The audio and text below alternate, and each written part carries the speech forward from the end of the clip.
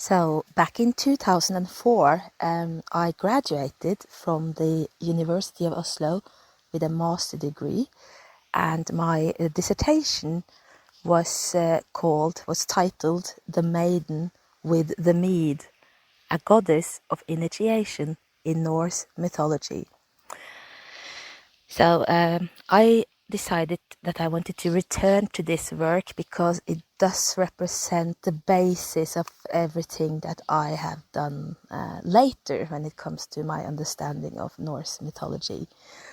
I've also, of course, after 17 years, developed it a little bit, so I will present some additions to the original thesis. And of course, I cannot actually represent the entire paper. It would take too many hours, which means that I am going to present a summary of my most important discovery, namely that of an initiation theme that runs through, that lies like a structure underlying many Edda poems. So just to add that I did make a slightly shorter presentation on this same subject on a live Zoom conference. And this was recorded by Heathen Women United. So I will put up the link to the live version of this lecture later. This lecture is, of course, obviously not live, but it does contain more details than the one I could do in the live presentation, because I could only speak for a bit more than 1 hour. So this will be a little bit longer with more detail. So when it comes to how I'm going to do this, each poem that I have studied really deserves hours and days of scrutiny. So this will be a summary where I do go through the underlying structure of the poems to show that they follow a thematic structure that is typical of initiation rituals in ancient cultures. And I'm going to present it in a storytelling fashion. And I hopefully will be able to show how the various stories are connected to each other. So, before I begin, let us clarify a few things. When I speak of a maiden, this is because the woman who serves the mead in the underworld, who is sort of quite central to this thesis, she is always in the sources referred to as a mær or a møy, and that means a young and or unmarried woman. When I speak of the precious mead or mead of memory or things like that, I am referring to how this mead was described in the sources again. It could be the dyrmjöder, also known as dyrveiger. That means the precious mead or the precious drink. It could be the märamjöder, like the precious, adored mead. It could be gullna veiger, golden drink, and it could be called minnisaul, the ale of memory. We could also speak of sumbul and sud and drykk as a drink, basically. And the word mjöder, in English, mead, is cognate with Sanskrit madhu, which means honey. And this was in Vedic texts often used interchangeably with the term soma. And soma was the name of the drink of divine wisdom and immortality, which was often personalized as a deity. Then let us move on to my main discovery in this thesis, what I'm going to concentrate on today, an underlying structure of themes found in many of the stories of the Edda poems. The structure is as follows. One, what I have called a vision quest. It could perhaps also be called techniques of ecstasy, or ritual death. Back in 2004, Vision Quest was what I used to describe it, and I think it's a good description. Now, what follows the Vision Quest, the first stage, is the second stage, where the person who's doing the Vision Quest is having a vision. And usually the vision involves an image of the Maiden with the Mead and of the quest to come. The third stage is a descent into the underworld or the otherworld. Then there is the fourth stage, that is trials, teachings while dead. The fifth stage is consecration/teaching, which usually involves mead and or marriage with the maiden, and sometimes it also involves the conveying of esoteric wisdom. The sixth stage is the return to society with a new role or a new status or with new knowledge.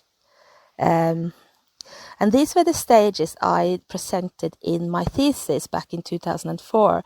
I have later added a seventh stage, and that is some sort of resurrection, immortality or salvation after death, as a result of the initiation journey. Now, I have identified 9 stories about male heroes or gods in Edda poetry, and these stories all follow this underlying structure that I've just described exactly. And there are also several more stories with similar themes, and I'm going to touch upon 2 of those stories as well, involving women or goddess. So let's see. Let's move on. Then we have to, of course, clarify what I mean by an initiation ritual.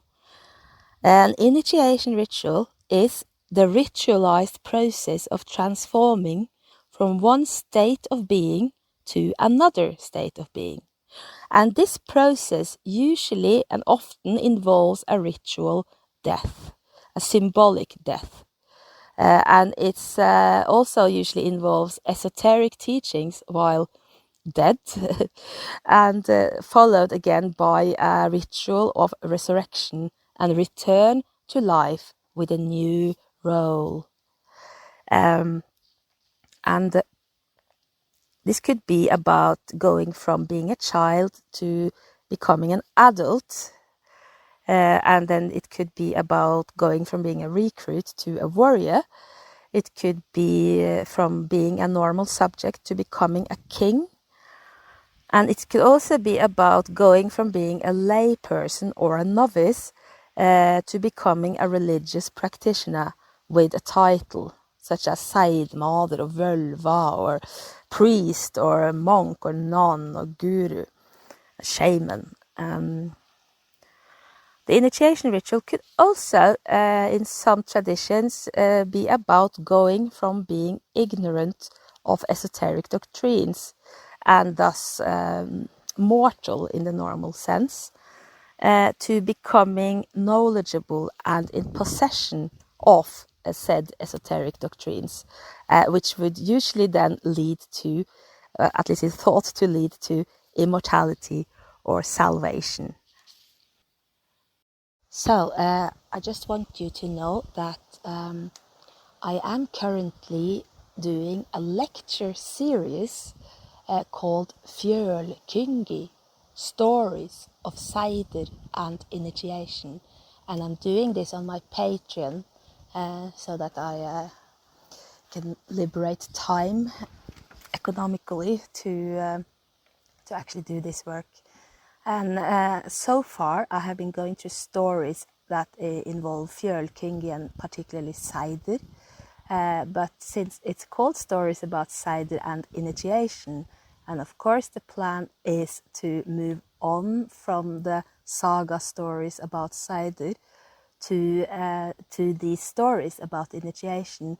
So I am going to present each poem and each story and each aspect and theme in this Maiden with a Mead thesis in various lectures on Patreon. So if you want to support my work, do sign up. Thank you.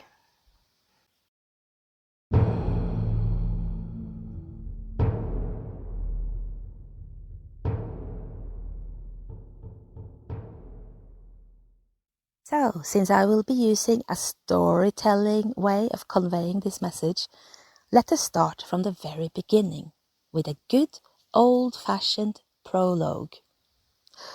The sources to this prologue are mainly the Edda poem Völuspå and the prose Edda, and in some also Grimnismål.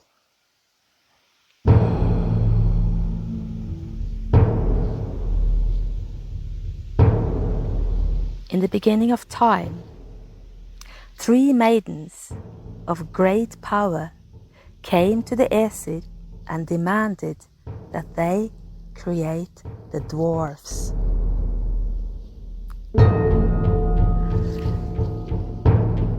Through the shapes of dwarfs, the Aesir entered the physical realm and wandered upon the young earth goddess. The Aesir found 2 pieces of driftwood on a beach. They were without breath, they were without awareness, without lifeblood, without beautiful colors, without destiny. The Aesir gave them awareness, breath, inspiration, lifeblood, and beautiful colors. They were the first man and woman, or simply the first self-aware life forms, descended from wood, matter that had been transformed by divine gifts.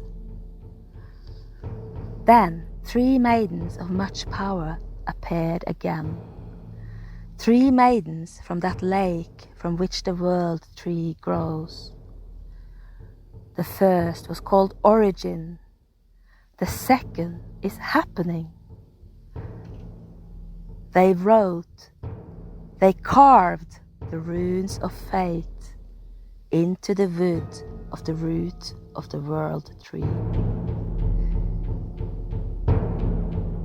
For the children of the ages, they determine all fate. The third maiden was Depth. She is what the future owes. The Norns dwell by the well of origin in the southern end of the root of the world tree. That water has this property that anyone who submerges into it will emerge bright and transparent like the inner membrane of an eggshell. Every day, the oldest Norn, Origin, takes water and mud from her well and pours it over the world tree's roots, so that it may revive from the decay that it constantly suffers. This water has the power of resurrection and renewal. It is said that swans dwell in this lake, and that the Norns who follow every living being through life emerge from it every time someone is born. By this well, all the gods and goddesses gather every day to rule the universe in common council. The well of origin belongs to the Norns and the gods and lies in the heart of Åsgard, the world of the Aesir gods. At the eastern root of the world tree, there is another similar well. It is called the Well of Memory. It contains all the knowledge that was ever known in all the many worlds of the world tree. The giant, Mimir, drinks from this well every day through the Jallarhorn, the resounding horn. This well belongs to the giants. At the northern part of the roots of the universe, lies a third well. It is called Værgelmir, the resounding mill. It is full of serpents. Into this well come the souls of everyone who ever lived, and from this well run all the rivers of the universe, the rivers that divide the many worlds from one another. A giant in eagle's hide, the corpse swallower, creates the winds of mortality when he flaps his wings. This well belongs to Hel.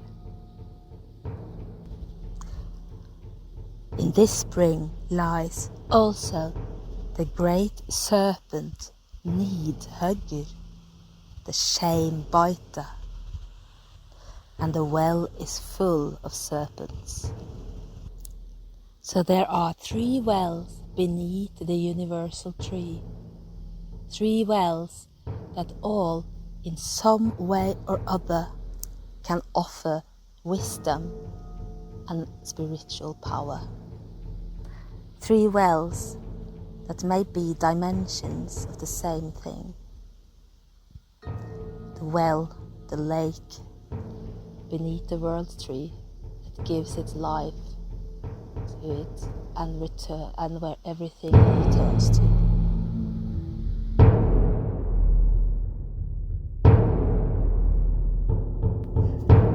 Let me tell you the first story, the story of the precious Mead and Odin's initiation.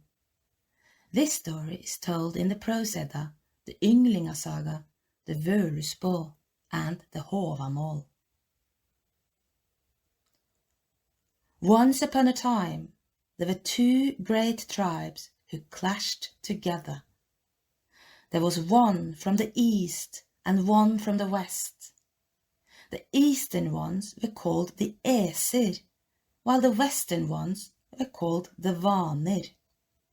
The Æsir crossed the great river that divided east from west and fought for supremacy over the Vanir, who were a people that they met on the western side of the river.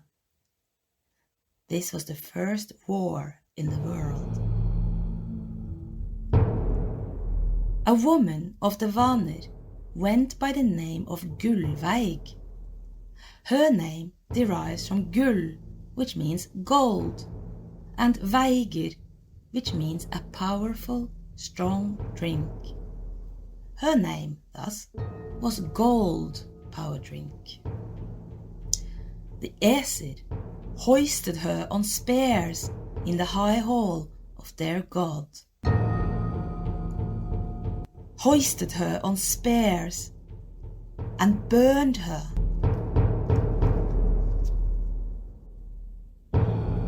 Three times did they burn her, and 3 times she reappeared from the ashes, more powerful than ever.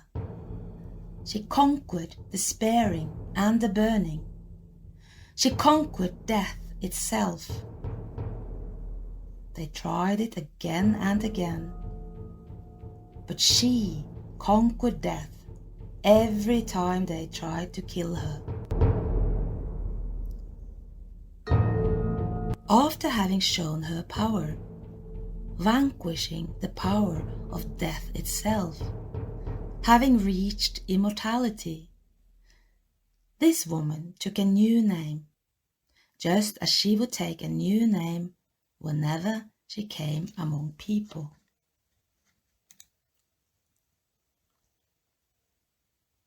Now, after conquering death, she had taken a title, a profession. She was a völva, and her name was Heider, named after the heaths that the people worshipped on. Heider means a heath or a clearing in the forest, a bright space emerging from within the darkness. After the same word, we have the word heidninger, heathen. As Heider, as a völva, after showing her mastery of the art of Sigurd, she came to the human settlements and practiced the most powerful of all the Fjörl Kyngi, all the great magical knowledge that existed, the most powerful being Sigurd. Sigurd, with which Heider could change destiny itself, even that ultimate fate of all mortals, death. And she taught this art to all the women who sought something else in life than marriage, women who might otherwise have become real bad brides to men. The story of Gullveig's burning has been interpreted in many different ways. Nobody seems to see her name in connection to the golden drink of mead that I think she's obviously named after and possibly even representing her. Few have also seen her story in light of a possible ritual of initiation, but I do. Here we have a remarkable woman who, as we shall see that Odin does later, lets herself be stabbed and then burned. But then she resurrects. She resurrects 3 times. The 3 by 3 times in the poem equals 9, a number of significance to us. But we shall return to that. After conquering death, she gets a new name, a new profession, and new powers, and she can be a teacher, a mentor to the bad brides. As in, I think, the women who would rather become wandering witches than good wives. All of this, every aspect of this story, is completely typical for initiation into a sacred office, and we know that the office of the völva was sacred.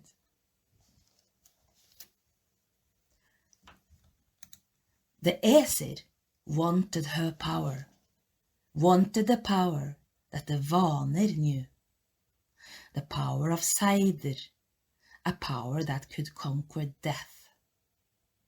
But because of this immense Vanir power, the Aesir could not conquer the Vanir, and finally asked for truce with them, and the Vanir agreed.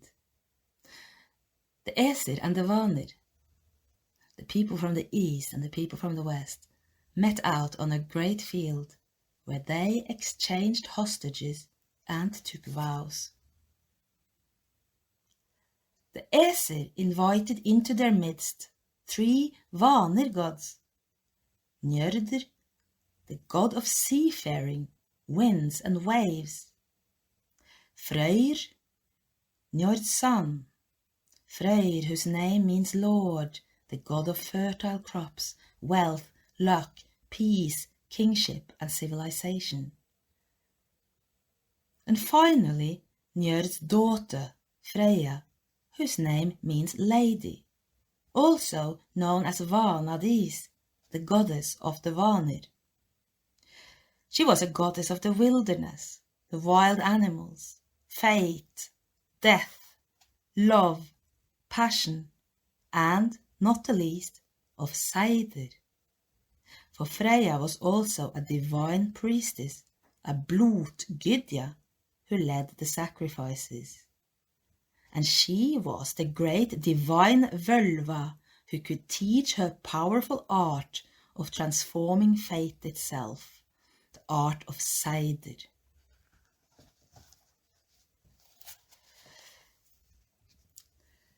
Like Gullveig, Gold Drink, and her alter ego Heider, Bright Open Space, Freya, the lady, was a master of the great art of Sigurd, the art that could alter fate itself, even the fate of death. Odin had seen the evidence of its power when Gold Drink conquered death by sparing and burning right before him in his high hall before. Odin wanted this power, he wanted to learn this art, even if the great völva had so far only taught it to special women. When he welcomed Freya into the ranks of the Aesir, he asked her to teach him.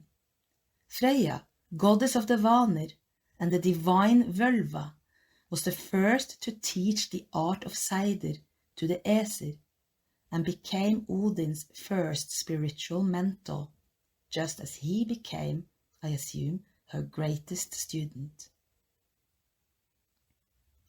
When the Aesir and the Vanir agreed on a truce, and the Aesir received the blissful company of 3 powerful Vanir gods, and besides could learn the art of Sigurd from Freya, they sealed the pact of truce and friendship by making a huge cauldron of mead together. Every god and goddess from both tribes, both Aesir and Vanir, came together and spit their own divine spiritual essence into the cauldron. Then, by their great fjölkyngi, their great magical knowledge, and through their Sigurd and their powerful galdrar, they gave a human-like form to the sacred drink. They named him Kvasir, named after the berries that, when fermented, could make the powerful golden Veigir, the strong drink. Then they sent him out into the world as a gift to anyone who wanted to attain great knowledge and wisdom. This was the great age of the peace of wisdom, the Froda Frider, when there was peace, honor, and abundance for everyone, and when knowledge and wisdom was available to anyone who sought it. They could simply ask Kvasir. But then 2 dwarfs, 2 limited beings, thinking themselves smarter and better than everyone else, decided to kill Kvasir. They killed him. They killed the embodiment of divine knowledge and wisdom, and they poured his blood, the mead, into 3 cauldrons. His blood was the same golden mead that the gods had made in the first place. But now divine wisdom was no longer running freely through the world for anyone to seek. Now this knowledge was monopolized. For these priestly, religious institution dwarfs did not think that anyone else was smart enough to ask the right questions anyway, and they wanted it all for themselves.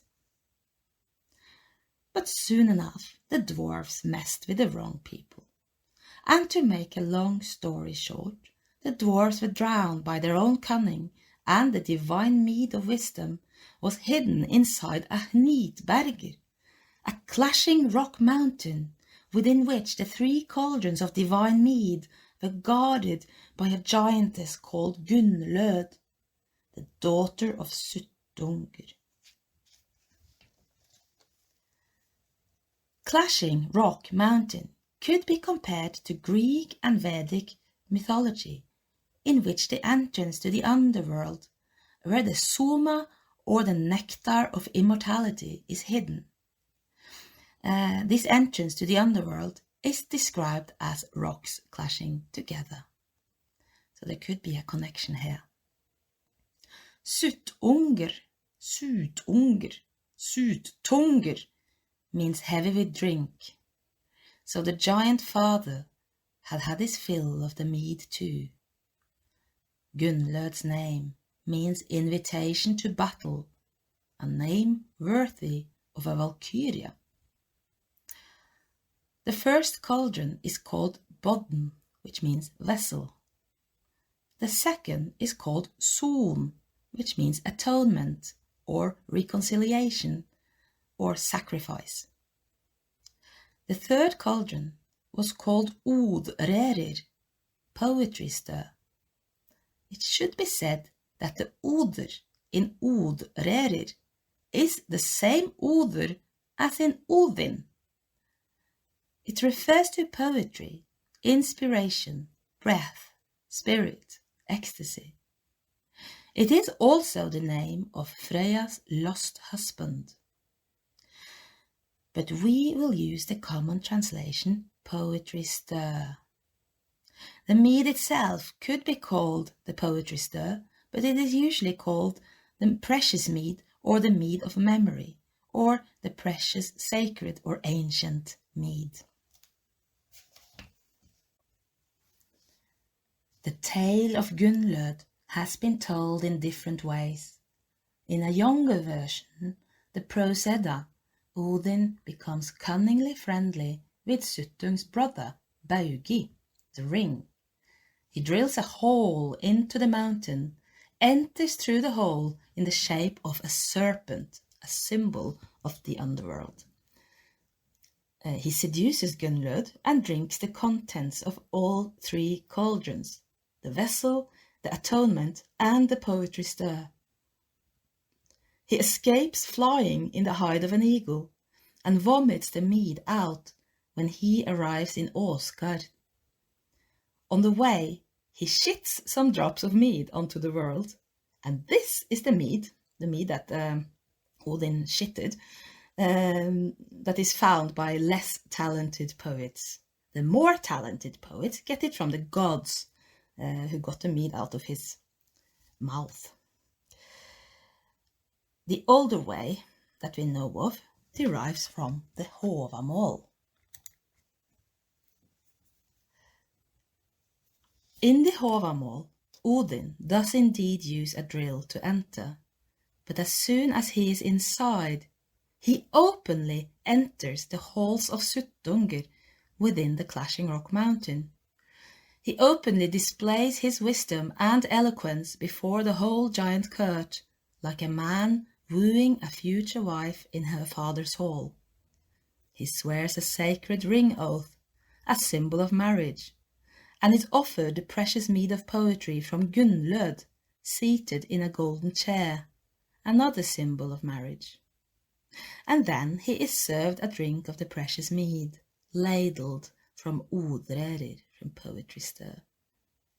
Odin admits to betrayal, to making Gunnlod weep and to stealing her mead, and calls himself Bølverker, harm-doer. But he defends his actions by pointing out that this was how he brought the precious mead of wisdom to the ancient shrines of earth, once more available to those who would seek it. Because of his actions, he could now sit by the well of origin and speak from the seat of the sage. Let me read the stanzas for you. From Håvamål 104.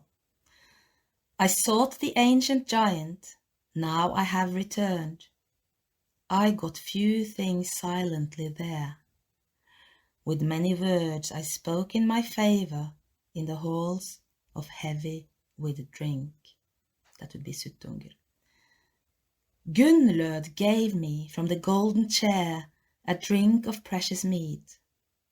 A bad repayment I let her have after, for her whole love, for her troubled soul.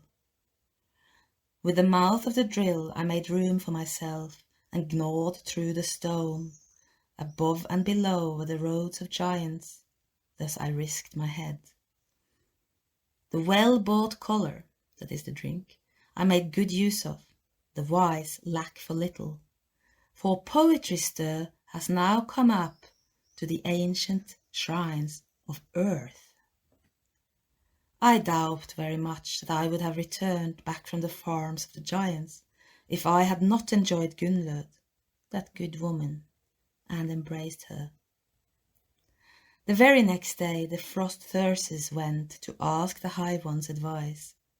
They asked about Bølverker, the harm-doer, whether he was among the gods or whether Suttungr slayed him. A ring oath, a marriage pledge, I think that Odin swore. Who can ever trust his words? Suttungr he betrayed, he took his drink and made Gunnlod weep. It is time to recite from the chair of the reciting sage, by the well of origin. I sat and was silent, I sat and was thinking, I listened to the speech of men. Of runes I heard speak, and good counsel revealed, by the hall of the high, in the hall of the high, I heard them speak like this.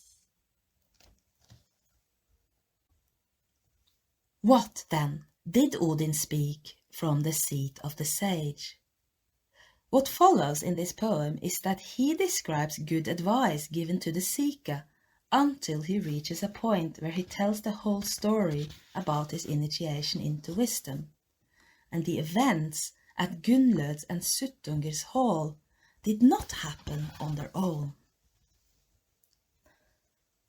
They were a part of a greater initiation journey, when Odin not only received the precious mead of memory in the world of giants, but also when he received 9 powerful spell songs from his maternal uncle, and also when he grasped the runes of fate that had been carved into the world tree by the Norns.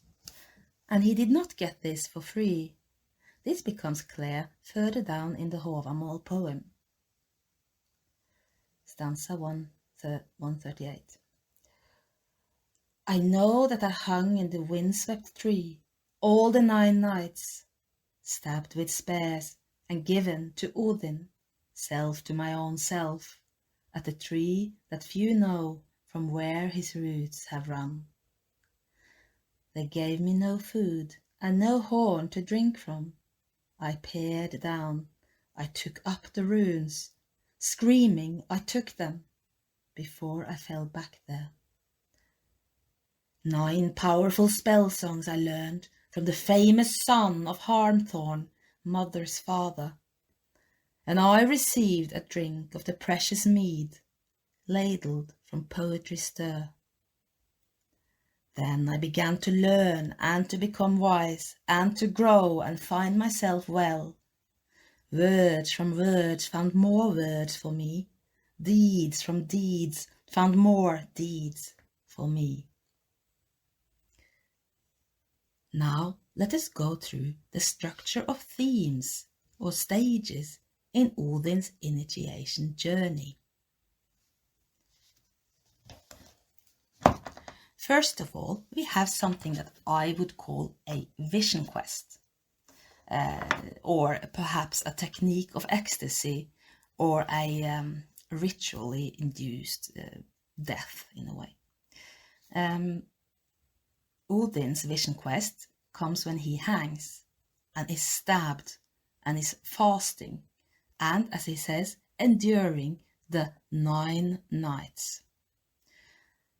Then we have the vision stage, where Odin peers down. Then we have the death or descent to the underworld or to the other world stage, number 3. Well, he hangs on a wind-swept tree. Wind is a typical metaphor for mortality and death in Norse poetry. So he's obviously very close to death. He's also hanging and being stabbed, so it's not that hard to understand that he's close to death. He also enters a mountain of clashing rocks. And there is serpent and eagle symbolism here, and the giantess, and all of these are very, very typical standard death symbols in Norse poetry. He also enters the realm of the Norns in order to pick up the runes of fate. It doesn't directly say that he enters their realm, but we know from other parts that the Norns actually did carve the runes of fate into the world tree. So when he goes down and picks up the runes, that's when he that's when he goes into the realm of the Norns. He also seems to enter the realm of giants in order to receive powerful spell songs. Perhaps this is connected to another story where he receives a drink from the well of memory in the giant world. So it seems that he enters all the 3 worlds that lie beneath the roots of the world tree. the world of death, the world of the giants, and the world of fate. Then there is a trial stage. Odin must overcome the giants and the giantess of the underworld through cunning, eloquence, and power. Then there is the consecration stage, which often also include teachings. And this happens in the three worlds beneath the tree, where Odin gets a drink of the precious mead from the giantess in the underworld, and where he gets the runes of fate from the Norns by the Well of Origin, and gets the powerful spell songs from a giant uncle by the Well of Memory. We could also perhaps add that he learned the art of cider from Freya. The next stage in the initiation, the last stage sort of, is a return with a new title or knowledge or profession or status, return to society after the initiation. It says that he falls back there, which is when he returns. And he also explains how he has become a tool, a reciting sage, how he has become wise, eloquent, poetic, full of great magical knowledge. He's a Seidmaður, a man who knows cider, and he can sing galdrar, and he knows all about runes. He uses runes and galdrar to teach the art of cider and other forms of fjölkungi. So, and he has also conquered death. So he definitely has new knowledge and new professions here and new titles. I have added a 7th stage point, which is about death. And as we know, Odin has immortality through annual resurrection by being served the apples of Eden, who is the goddess of eternal resurrection. So there is also an immortality theme here as a result of initiation. Let me tell you a second story. The story about Freyr's initiation and Skirnir's. After Odin had returned with the precious mead and let the mead out into the shrines of earth, the shrines of the earth goddess once more, then Freyr, Freya's brother, also embarks on a quest involving both the 9 knights and the giantess who serves the precious, ancient and golden mead. One day, Freyr goes to sit in Odin's high seat. That seat is called Hlid Shelf, which means the shelf of openings. Like in peepholes, openings that you can look through. Hlid. And from this seat, Freyr sees into all the different worlds of the cosmos. This would be the vision quest stage of the story. He sits in a special seat and has visions. So, what does he see? What is the vision stage of the story? Well, Freyr sees in the halls of Gymir, he sees a giant maiden called Gerdur. Her arms shine so much that they illuminate the air and the sea. Freyr weeps with longing, for as he says, the sun goddess does not shine upon his desire, and the other gods would never accept this match. But Freyr's stepmother, Skadi, she urges Freyr's servant, Skirnir, the Shining One, to help Freyr. Skirnir, a man, a human being, who is a servant to the god Freyr. Skirnir asks for divine gifts from Freyr, so that he may cross the dark and steep paths and the flickering flames of the underworld, the world of the dead, in a quest to woo the maiden on his lord's behalf. Freyr grants him the gifts, his horse and his sword, both of which would protect him from the giants of the underworld. To make a long story short, Skirnir descends the dark and slippery paths, escapes the barking, blooded hellhounds on the way, riding Freyr's magical horse and wielding Freyr's magical sword into the underworld, the world of the dead, where a herdsman stops him and declares that since he is neither god nor elf, and neither dead nor dying, Skirnir may not meet the maiden. We are clearly in an underworld, a world of the dead here.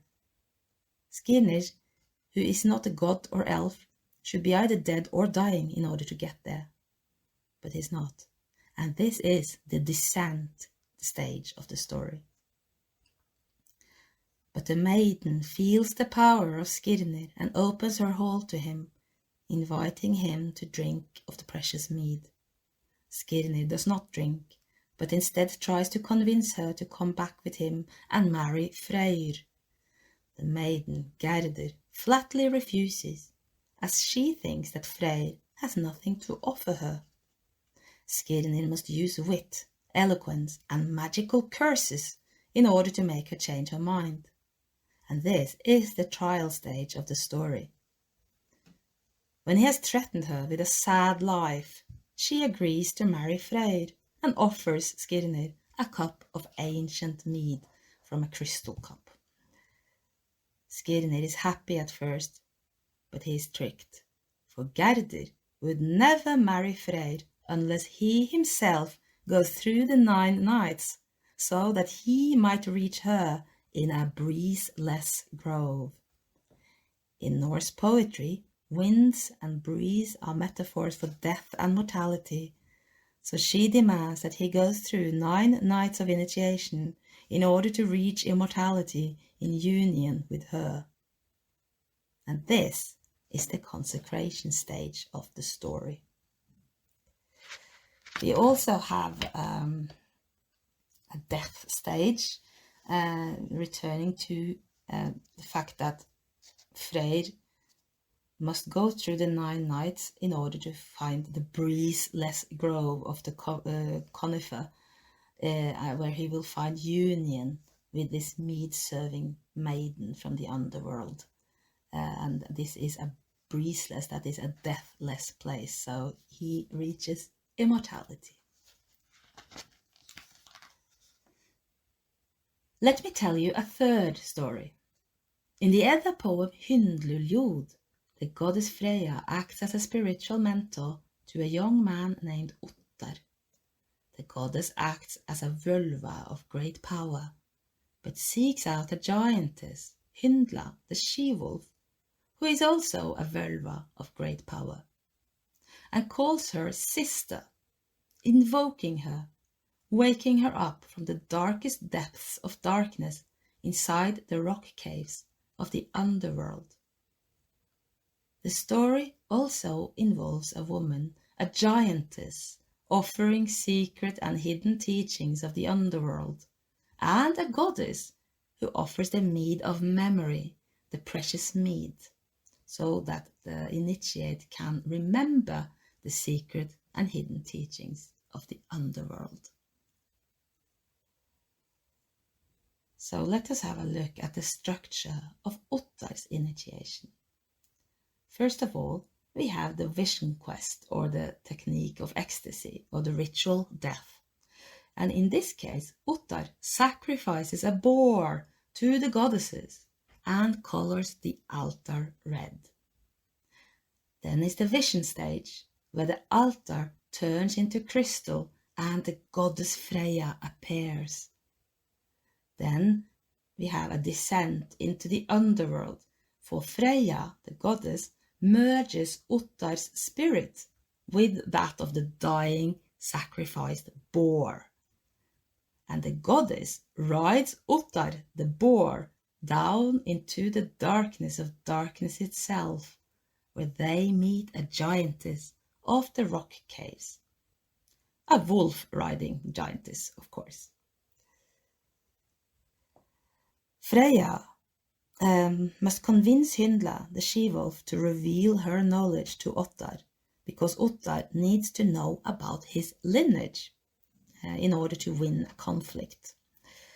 And this is the trial part of the trials and teachings part of the story, where the initiate is taught or faces trials in the underworld, while in the underworld. And here Otto is lucky because he has the love and protection of Freya, so what he gets is knowledge. He doesn't have to overcome a lot of things.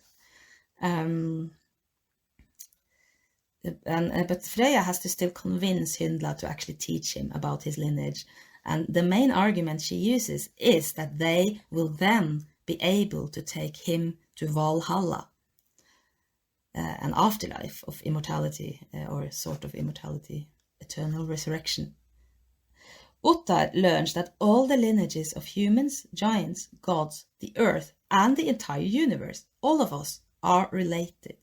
As the giantess keeps saying to him, they are all your kind, Ottar of the narrow mind.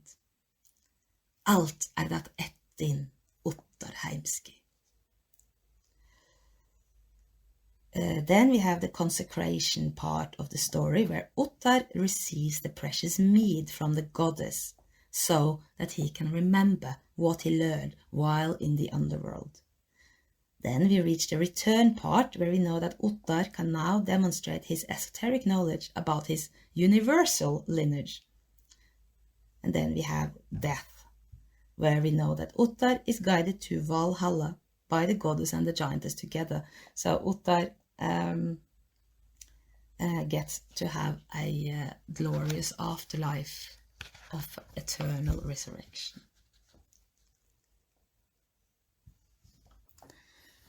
Let me tell you a fourth story. This story is found in the poem of Helgi Jørvardsson. The first part of the poem is not about Helgi, but about his father, and especially about his father's very own Kurt shaman, you could say, or sideband sort of type, Atli. Atli, who can understand the speech of birds while sitting in a sacred grove. Atli, who can see into the other world from the top of a mountain and enter the other world by crossing a river in the night. This story involves a journey into a magical land of sleepers, where maidens are held captive by a great giant in eagle's hide, a typical symbol of death in Norse poetry.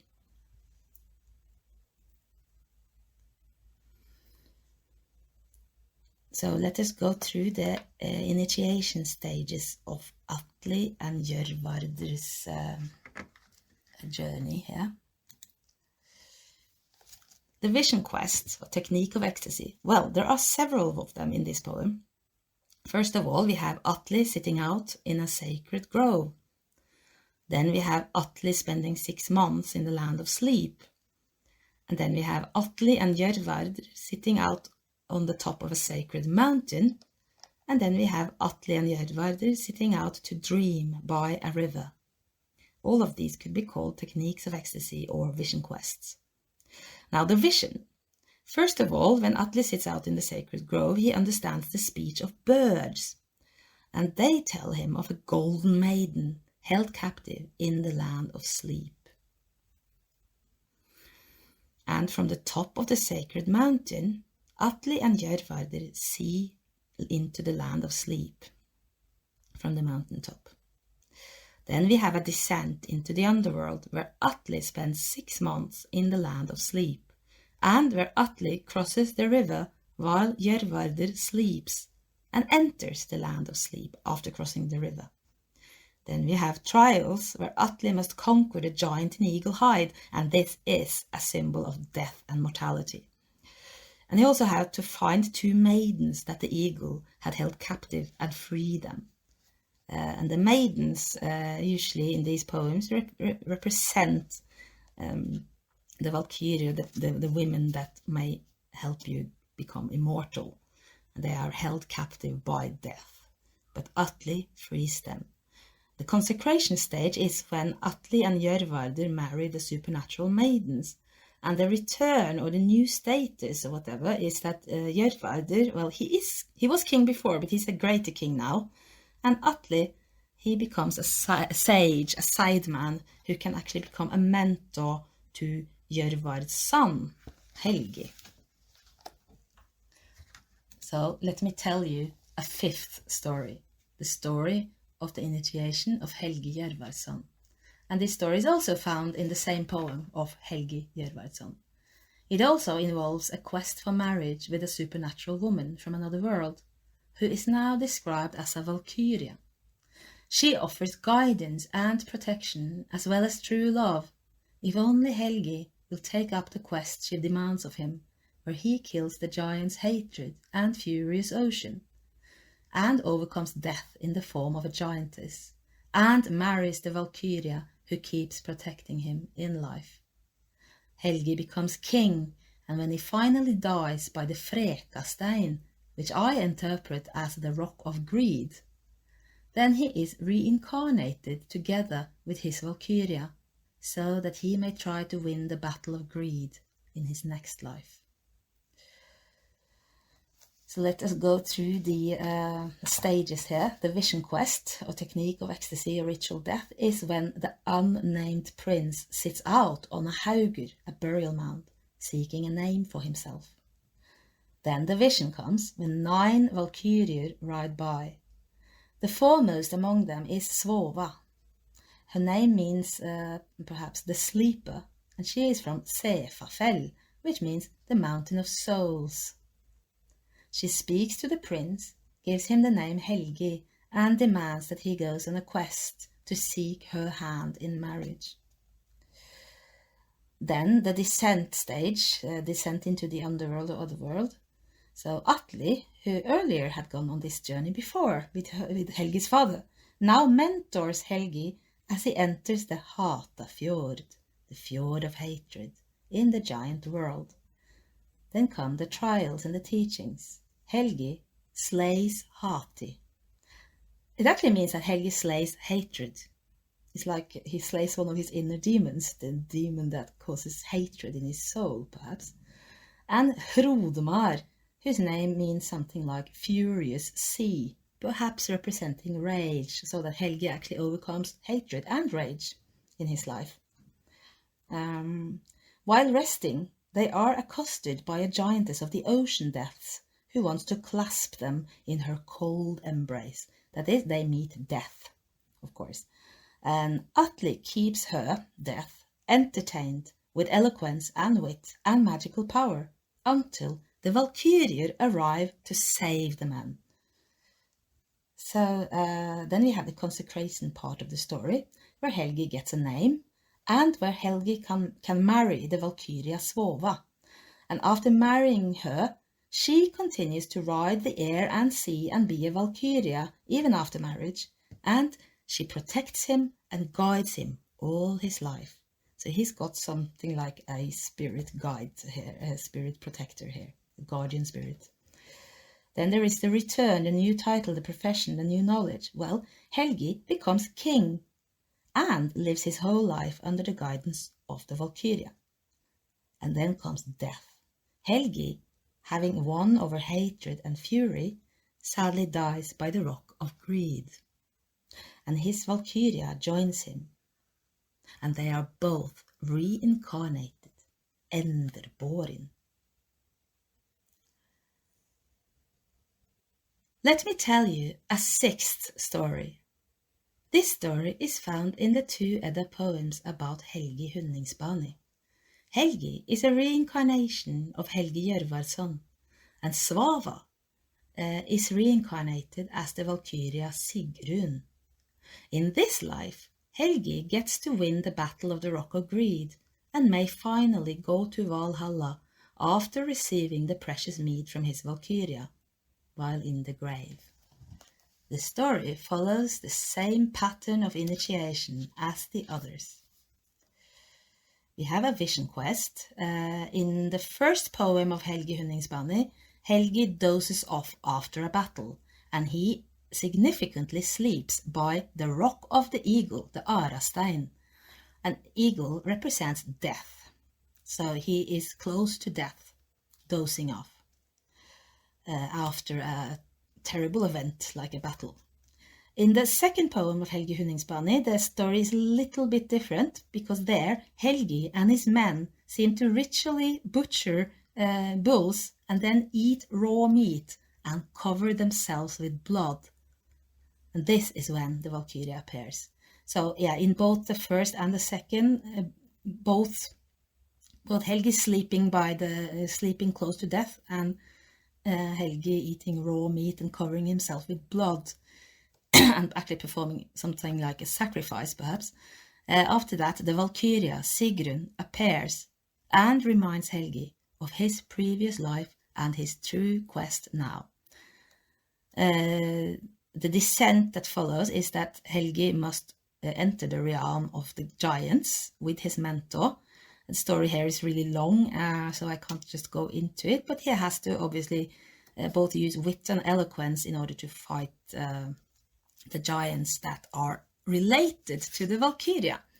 And this is very interesting because in all these stories, the Valkyria is related to giants. They are her brothers and father, and the hero actually has to overcome them as the greatest obstacles to her love.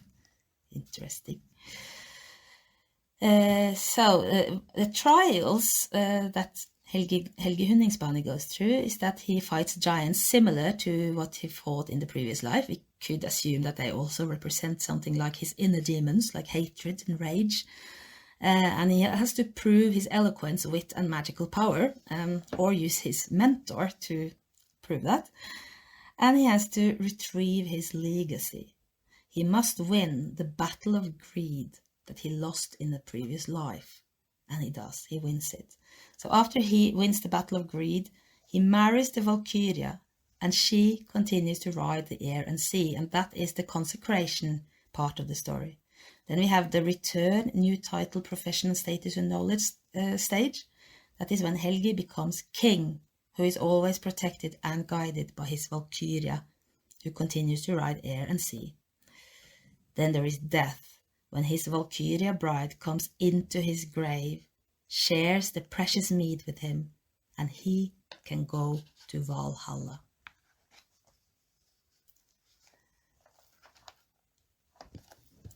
Let me tell you a seventh story. This story is found in several Edda poems, covering the life and death of Sigurd Fafnisbane. Sigurd is Helgi's younger half-brother, born after Helgi's death. The Valkyria, Sigurdrifa, has been sleeping since Helgi died, so it seems likely that she is the same as Sigrun, Svava, and Sigurlin before, a Valkyria who sleeps between the lives of her chosen man or men. It is prophesied that Sigurd will wake her up, and that she will teach him the powerful runes, all human languages, healing skills, and medicine. She offers to him the mead of memory and describes it as filled with greatness, immense power, spell songs, healing runes, galdrar, and runes of enjoyment. Let us look at the different stages of Sigurd's journey. First of all, we have the vision quest, when Sigurd ascends the holy mountain. He's on a quest for red gold, and he drinks serpent's blood. The vision is that when he drinks the serpent's blood, he understands the speech of birds, and the birds speak to him of a maiden who has slept ever since the death of his half-brother, Helgi Hundingsbane.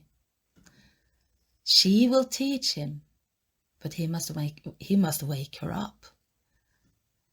Then we have the descent into the underworld or the other world, which in this case is more like an ascent to the serpent's lair, where the red gold and the helmet of terror are found. Then he has to ascend further to the top of the mountain, where the Valkyria sleeps. The trials/teachings part is that he must fight the serpent, and then he must fearlessly, without fear in his heart, cross high flames and break the sleeping Valkyria free from her armor. And this is when she wakes up. The The consecration/teaching part begins in the first stage when the serpent offers advice, because as soon as Sigurd has killed the serpent begins, the dying serpent gives him a lot of esoteric knowledge, teachings basically, and things, a lot of guidance and advice in life. Now, the second part of the consecration/teaching part is that the Valkyria, after he has waken her up, the Valkyria awake offers the precious mead of memory to him. And she teaches him about the runes, about healing, about language, and many other things. The return to society with the new role stage is that Sigurd becomes a king and is married to a princess so that he can become a king. And he's also a sage, and a spiritual mentor for others. He can talk to birds and things like that. In death, the Valkyria drives into hell and saves his soul from the ogress of death, to be together in peace for all eternity. And this is interesting because we often think that warriors who died in battle would automatically come to Valhalla, but this is not how it is described in these poems. They make it quite clear that a man has to go through initiation and win the love and guidance of his Valkyria in order to actually ever have hopes of getting into Valhalla, because she is the one who's going to love him enough to save him from the more oblivion and destructive, recycling of souls that happens in hell.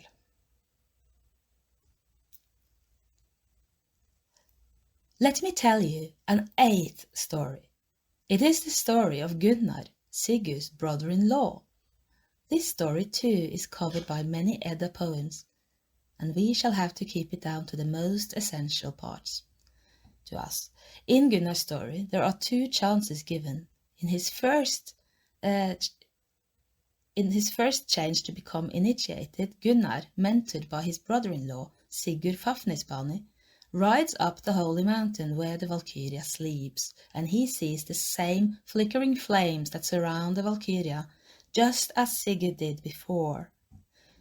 But Gunnar has too much fear in his heart to cross the flames.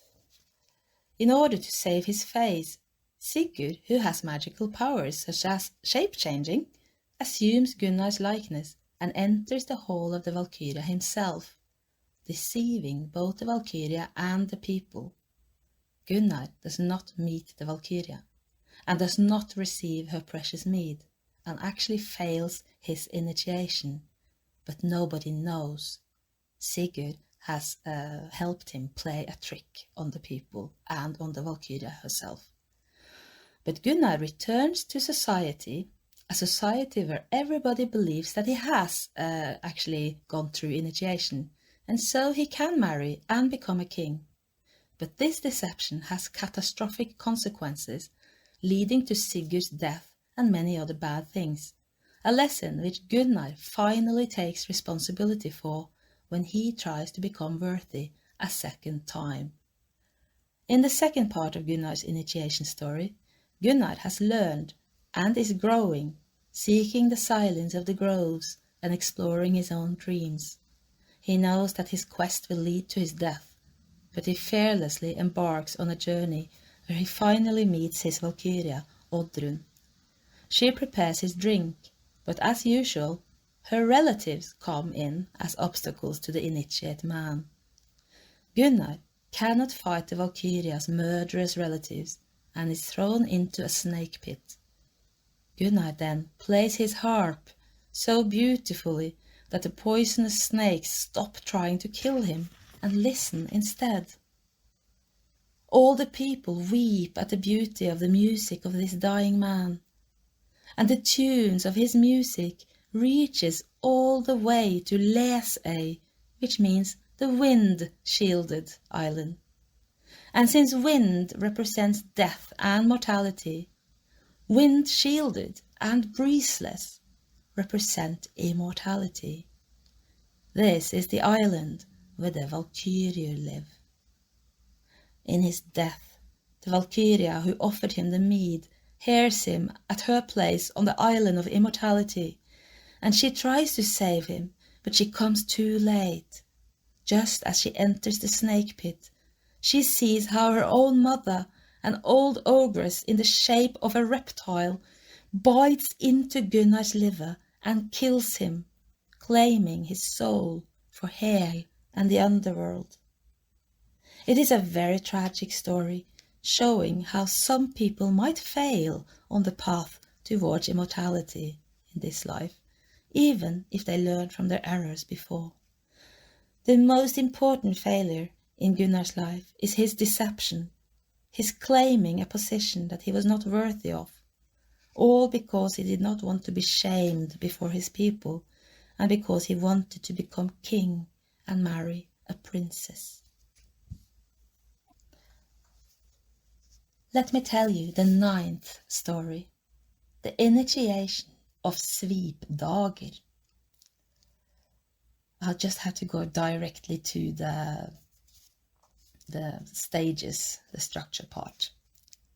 It begins with a vision quest where Svipdager sits on a haugur, a burial mound, and invokes his dead mother, Groa, who was a völva. The vision part is when the dead völva wakes up and sings 9 galdrar that take him into the other world. The third part, the descent into the underworld or the other world, is when he arrives floating in Utgard, the land of giants. Then we have the trials and teachings part, where he must show his wit, his eloquence and bravery to a giant who finally teaches him everything he wants to know about this realm and how to reach the golden hall of the great maiden, Menglöd, which may come from menga, to mix or blend a drink, and löd, invitation. So it's sort of an invitation to blend or an invitation to the drink. And Menglöd, she rules the outer world and the golden realm of the tree of memory and the mountain of medicines. The consecration or teaching part is when the Fylgja, she calls herself the Fylgja here, the Menglöd, gives him the kiss. He learns that he has always belonged with her, but he had forgotten about their true union because he was so many times lost on the windy path, on his mortality, his death. The return is the return into the arms of the great maiden at the mountain of medicine and the tree of memory, and to the memory of his own true self. There is no story where Svipdager comes back to human society. It seems to be more like a journey to the afterlife. And in death, it is said that while others must strive, live and die, Svipdager and Menglöd may dwell in peace together for all eternity. Let me finally tell you a story of a woman's path that is also found in the Edda poems. Her name is Gudrun. And we have to, it goes over many different poems, and it does include a drink that was empowered with the power of earth, with the cold sea, and the blood of the sacrifice. And this is exactly the same formula that is being used in another Edda poem, Hyndluljóð, where Heimdallr, whose name actually means the great world, he was born by 9 giant maidens, and then he was empowered with the power of earth, with the cold sea, and the blood of the sacrifice, or the atonement, the blood of the atonement. So the drink is actually described, this poem, Gudrunar Kvida Ønner, the second poem about Gudrun. Yes, that these are poems actually named after a woman. That is a bit unusual, actually, but we have them. So she actually gets to describe what makes up the drink: the power of earth, the cold sea, and the blood of the sacrifice. And earlier we heard, in Sigurd Drifhusmål, we heard about how it was also, it had good galdrar, good runes, and songs, and wisdom and greatness. In any case, we have to just go through the stages, the structure of the story of Gudrun. It begins with what I would call a vision quest, but also a descent at the same time. When Gudrun leaves her family and enters the wild forests, she suffers and she lives with wolves. Then she has a vision. She sees the hall of the southern goddesses, where there is a lake full of swans. So this is the place of the Norns, actually. And there she finds her friend, Thora, a Valkyria, perhaps. And while living here in the realm of the Norns, Gudrun literally learns how to weave fate. Then she has a consecration that happens when she actually managed to weave fate in a way that caused her family to come approaching her, offering apologies and compensation for the hurt that they brought to her. And her mother offers her a powerful drink of mead containing these ingredients that gave life to the universe. The return part, a new role part, is that Gudrun is married to a king, and she also knows a lot of magic and runes and potions, and she can fight with a sword. As it to the death part of the story, we don't know. It seems that she just is the one surviving everyone else that she knows. But she does become the celebrated destroyer of the Hunnish Empire, where she kills Atli the Hun. So eventually we are left with the question of what kind of initiation are we talking about, because these stories are clearly based on some sort of initiation tradition. So could it be shamanistic or mystic or initiation into a religious office? Well, we have examples of that. Gullveig becomes Fjølkyngis kona and Völva. She masters Seider, Gander, Galdrar and runes, and she can teach these arts. And Odin becomes a skald, a poet, and a Fjølkyngis mader. He masters Seider, Gander, Galdrar, runes and skaldskap, and he can also teach his arts. We have the same Atli, who becomes a spiritual mentor to Helgi, and Sigurd, who becomes a sage, a bird whisperer. He can change his shape, and he's a spiritual mentor to Gunnar. Then we have Skirnir, who receives gifts from the god Frey that enables him to move safely through the underworld, or other worlds, and who also displays mastery of the art of spell songs, Galdrar. Then a strong case has been made by many different scholars of initiation into sacred marriage, by sacred marriage into kingship, like a royal inauguration. And this, well, it's true that Helgi Hjörvarsson, Helgi Hunningsbani, Sigurd and Gunnar, they all clearly become kings after their initiations. And Freyr, who is the god, he also becomes progenitor of a royal dynasty. Then, is there a theme of salvation after death, like in ancient mystery religions and similar? Well, we have Svipdager, who reaches freedom from suffering and death in the arms of the Maiden and will float in her arms forever. And we have Sigurd, who is saved from hell by his Valkyria, who gave him Mead, and will float in her arms forever. Then we have Helgi Hunningsbani, who reaches Valhall after drinking the Valkyria's precious mead in the grave. And we have Otto, who is also guided to Valhall by his knowledge of universal relations and by the precious mead of the goddess, the mead of memory. And Odin, who becomes well, at some point he became a being who received the gift of resurrection, eternal resurrection from the goddess Eden. So I suspect it was where it happened, and that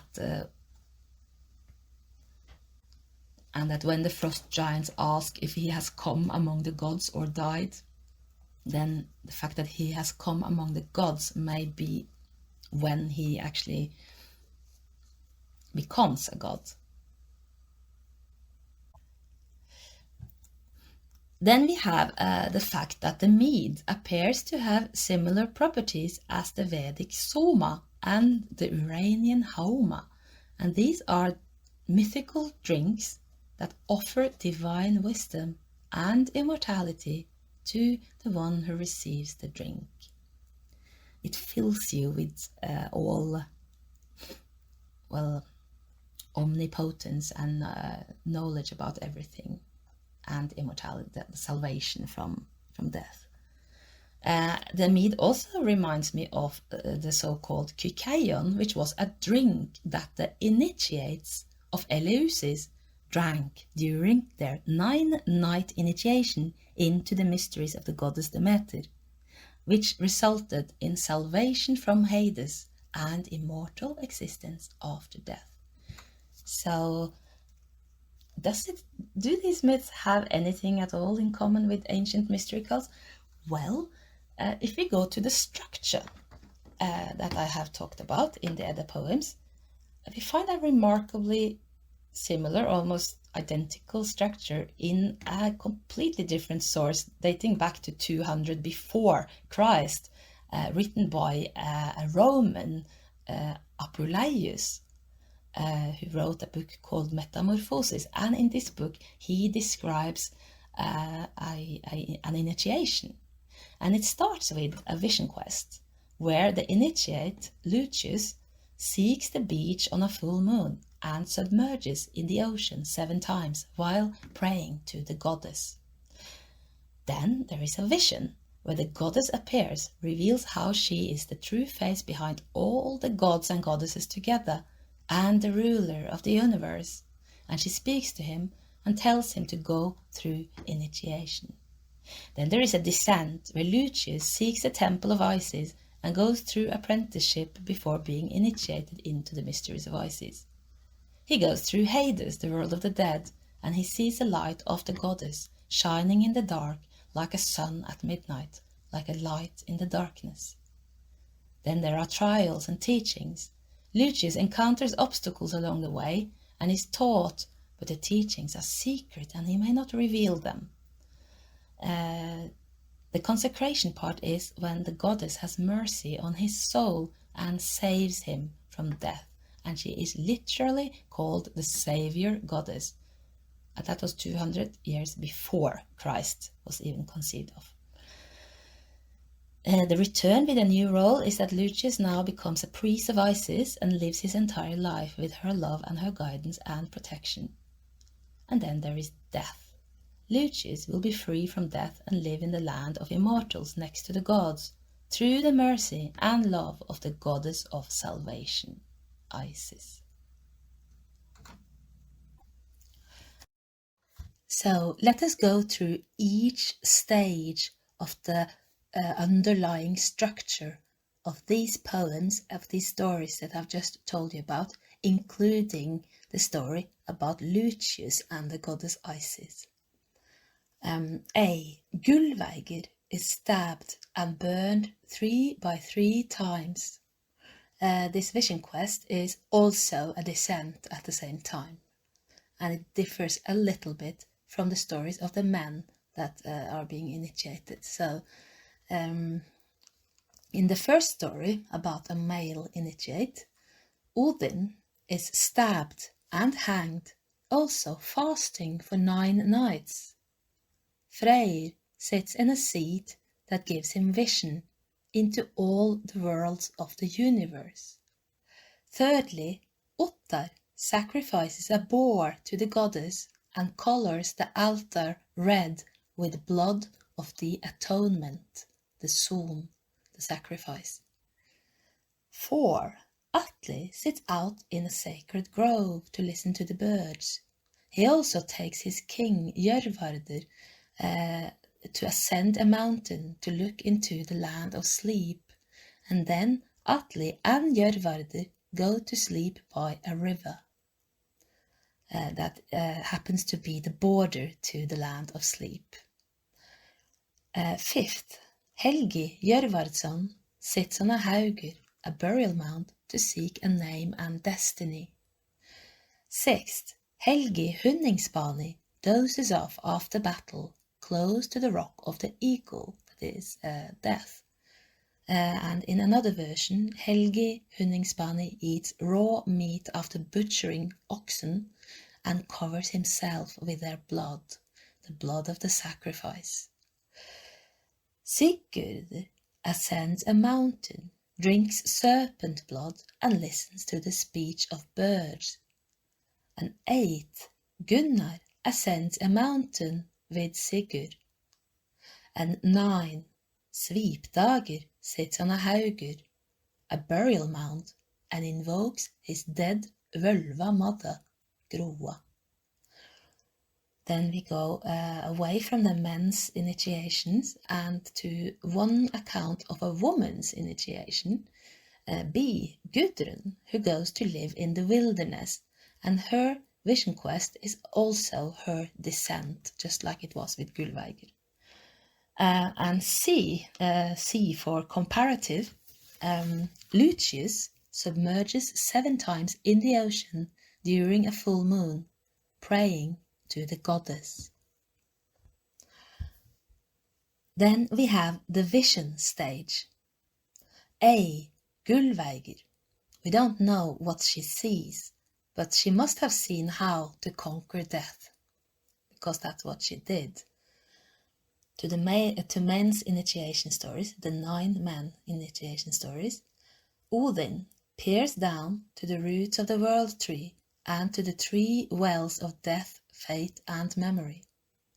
Secondly, Freyr sees a maiden in the underworld whose arms illuminate air and sea. Thirdly, Otto sees the goddess Freya appear and transform him into the dying body of the sacrificed boar. Fourthly, Atle hears the bird speak of a maiden in the land of sleep.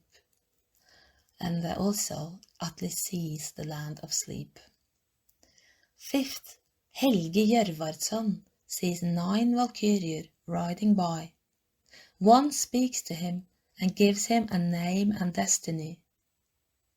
Helgi Hunningsbani sees his valkyria, who reminds him of their previous lives and his true destiny. Seventh, Sigurd listens to a serpent and a bird speaking, telling him of a valkyria who sleeps on the mountain. He also sees the high flames surrounding the valkyria, the flames that he has to cross.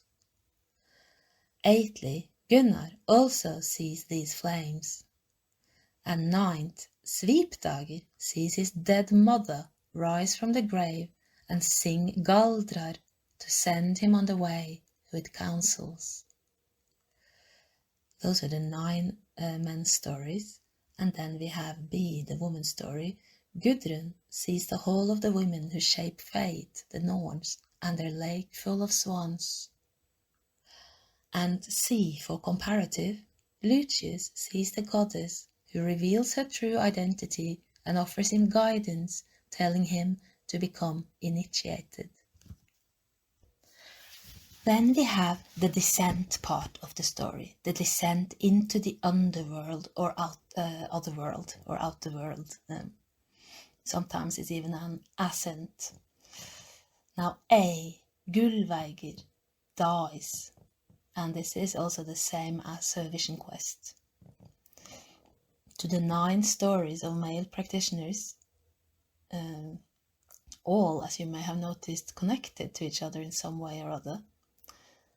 Firstly, Odin goes into the 3 worlds beneath the world tree and / enters the clashing rock mountain, which is, as we have talked about, more or less the same as death. Secondly, Freyr sends his servant Skirnir into the dark underworld to seek the maiden in the golden hall, the shining golden maiden. Thirdly, Freya rides Ottar into the underworld. Fourthly, Atle spends 6 months in the land of sleep / Atle crosses the river into the land of sleep. Fifth, Helgi Jørvardsson goes into the fjord of hatred. 6. Helgi Hunningsbani goes into the giant world. 7. Sigurd ascends the mountain, but must cross the high flames, the flickering flames of death. 8. Gunnar is unable to make the journey through the high flames. 9. Svipdager arrives, floating in the outer world of the giants, where he sees the fenced golden hall of the Maiden. B. Gudrun's descent is the same as her vision quest, leaving her family for the wilderness and the company of wolves. C. For comparative, Lucius seeks the temple of Isis, and the priests help him go through an initiation journey which takes him into the darkest depths of Hades. Then we have the trials. A. Gullveiger, gold drink, perhaps representing the mead itself, must overcome death and master the art of resurrection. To the 9 men stories. The first, Odin must show his eloquence and cunning and power in face of dangerous giants who want to kill him. Secondly, Skirnir must ride through high flames, go by barking hellhounds and giants who want to kill him, and present himself to the herdsman on the burial mound that lies outside the Maiden's hall. Thirdly, Freya rides Ottar down into the underworld in the body of the dying boar. The giantess of the underworld teaches him about how his lineage is the entire universe and that everyone are related. Fourth, Atli must face the eagle of death in the land of sleep and kill it. 5. Helgi Jörvardsson must overcome the giant's hatred and furious sea. Helgi Hunningsbani must overcome giants and win the battle of the Rock of Greed. 7. Sigurd must conquer all fear and learn many things in order to reach the Maiden. 8. Gunnar learns that some deceptions are too harmful. 9. Svipdager must prove eloquence and wisdom to learn about the giant world and how to enter the Maiden's hall, which is situated by the tree of memory and on the mountain of medicines, and where the 9 goddesses dwell. C. Gudrun is taught how to weave fate in the realm of the Norns. And D. There's a mistake here. Well, never mind. B. Gudrun is taught how to weave fate in the realm of the Norns. And C. Lucius must face dark spirits in the underworld and learn many secrets. We have reached the consecration and teaching stage of the initiation structure here. A. Gullveiger, well, she is or becomes immortal. To the 9 men stories. Firstly, Odin receives the precious mead of poetry and divine wisdom and immortality. He receives 9 spell songs and he manages to take the runes of fate up from the roots where the Norns have carved them. Secondly, Skirnir receives the precious ancient mead and learns that he cannot initiate for another because Freyr must go this journey himself. Thirdly, Freya gives the mead of memory, the precious mead, to Ottar. Fourthly, Atli and Jörvard get married to the supernatural maidens. Fifth, Helgi Jörvardsson gets married to a Valkyria who will guide and protect him through life and death. Sixth, Helgi Hunningsbani gets married to a Valkyria who will guide and protect him through life and death. 7. Sigurd receives the mead of memory and many esoteric and magical teachings from the Valkyria, who later comes to save his soul from hell so that they may be forever together in peace. 8. Gunnar gets a new chance and receives a drink from the Valkyria Gudrun. 9. Svipdager remembers his true self and union with the maiden and receives a kiss. B. Gudrun receives a powerful and healing drink from her mother and marries. C. For comparative, Lucius is saved from Hades by the grace and love of the Saviour goddess, Isis. We have reached the return part, the part where the person is reinstated in society, usually with a new role, perhaps a new name, with a new status, with new knowledge. So A. Gullveiger takes a new name and the profession of Völva, who can teach and practice the art of Sigurd. 1. Odin becomes wise, knowledgeable, comes among the gods, have great powers, a sorcerer and a sage, a Seidr-maður.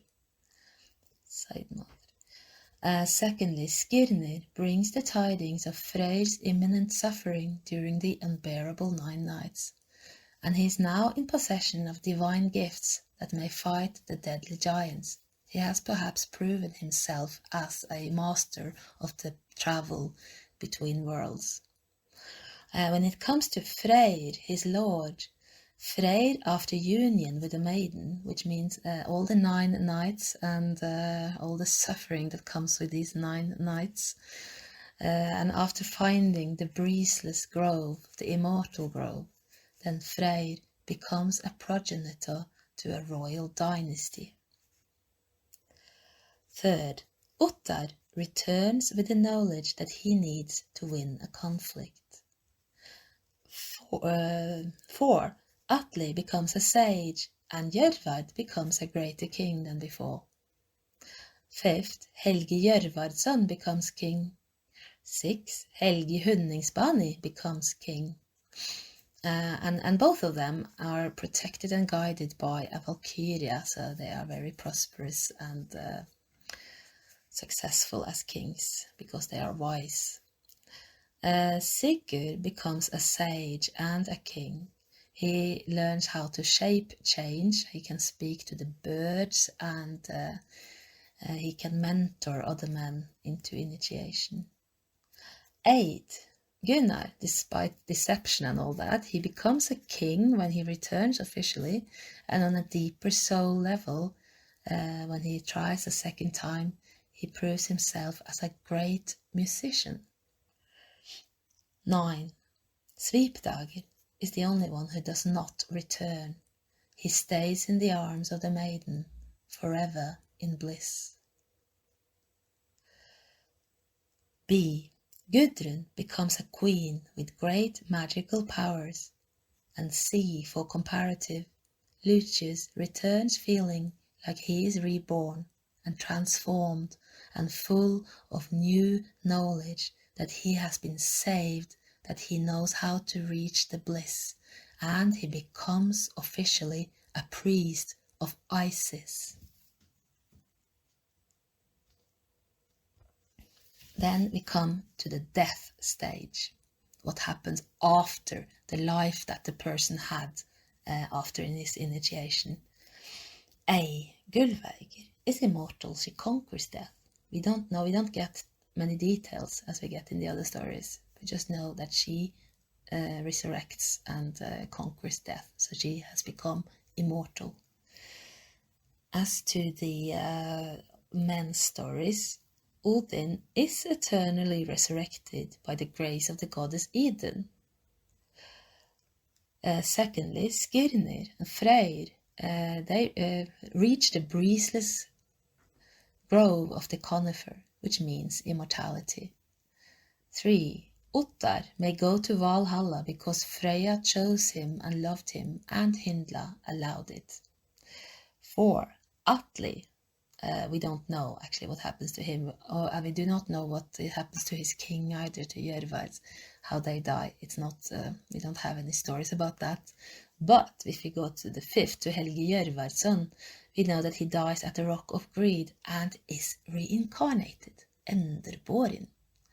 And 6th, Helgi Hunningsbani wins the battle of the Rock of Greed, but later dies, and he receives the precious mead from his Valkyria in the grave and goes to Valhalla. 7. Sigurd is saved from hell by his Valkyria's love. 8. Gunnar is almost saved by his Valkyria's love, but it was too late. 9. Svipdagur rests in bliss in union with the maiden. B. Gudrun. We don't know. We only know that she survives all her loved ones and has a hard and bitter life because of that. C. For comparative.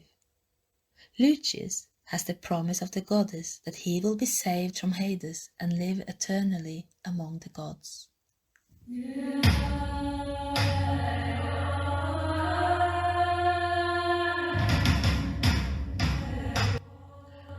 A more in-depth presentation of the subject of initiation and the maiden with the mead, going through each poem and each theme separately, will be coming as episodes, part of the lecture series Fjölkyngi, Stories of Cider and Initiation, which I am currently holding on a very long-term basis for my patrons on Patreon. Thank you.